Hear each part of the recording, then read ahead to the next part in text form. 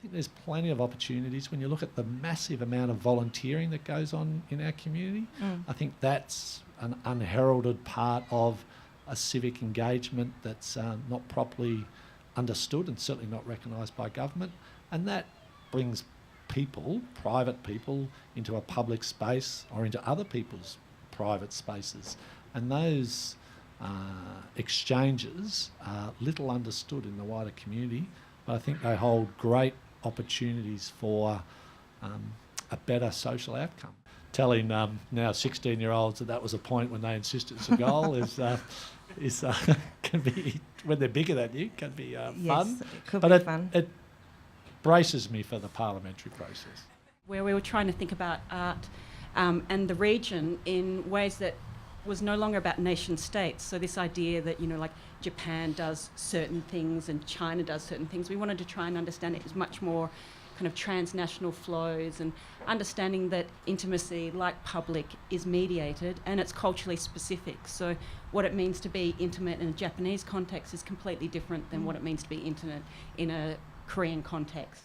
Now, the problem was that the artworks actually, so we had a whole lot of artists doing the project. A whole lot of the art didn't look like art, because once you take it out of the public space, they look like rubbish, right? So you had a whole lot of people photographing rubbish, going, wow, this looks like a sea creature. And then, other people just stepping over the artworks, by famous And that's artists. okay, because that's their interpretation of it. And it can be, Yeah. When the police first started using social media and crisising, they used to use block letters, and it's like, no, you don't shout on Twitter. That's not, it's conversational media. A lot of people in places like Perth and Adelaide, for example, there's great work being made there, and then they're faced with the challenge of, do they stay there and fight to make a stronger culture?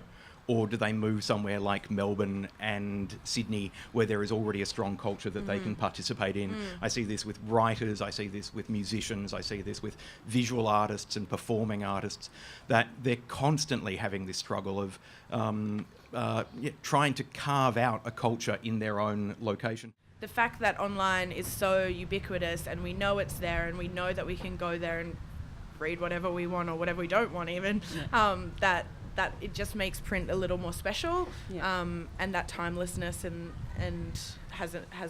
plays a part in that. And I think it's really important that a festival like the Melbourne Festival or the Melbourne Fringe or anything else reflects the city that it's in, because otherwise you just get this generic cookie-cutter kind of international arts festival model. You conduct research into problem-solving and learning, unconscious bias, cognitive functions, leadership diversity. You're interested in human brain plasticity and the malleable features of personality and intelligence, the highs and lows of ethical decision-making.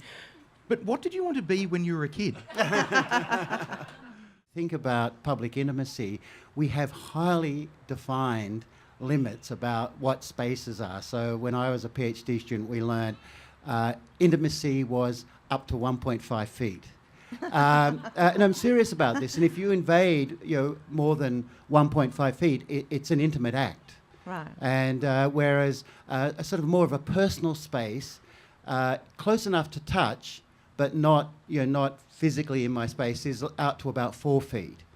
And then social space goes out to 12 feet and public space is beyond 12 feet. As I've spent more time in the cemetery, I really have come to realise it's a place for being and connecting. And of course, perpetrators always know that it's just you and them. And, and they're going to be tougher than you are and they're going to get away with it in many cases. And I suppose that intimate part, when I kind of thought about this conversation, if we could open up the edges of that like this building, then we would be a mile in front as well. Quentin Bryson, she's a wonderful Governor-General, but she said, we can't have it all. Well, stuff her. We can't. I think the thing that has made me most excited about Melbourne is it doesn't look to other cities for inspiration. It actually looks at itself and says, how can we make ourselves better? Is it better to have people on the street or policemen on the street? It's actually better to have people on the street. And that's no reflection on the policemen. I actually think every person is an urban designer. You could take any person down a street and within a nanosecond say on a scale of 1 to 5, is this a good or bad street? Right. Because we just read those spaces.